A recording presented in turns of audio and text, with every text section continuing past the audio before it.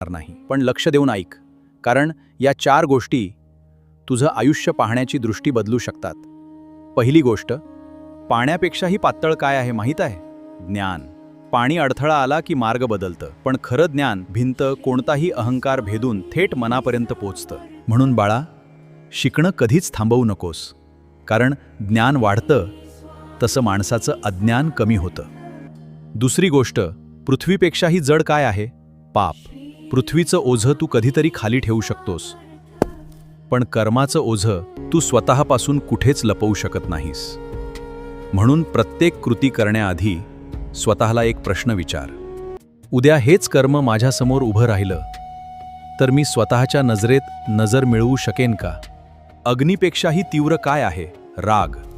अग्नी एक घर जाळू शकतो, पण राग एका क्षणात वर्षानुवर्षांची नाती जाळून टाकतो आणि जळालेलं घर पुन्हा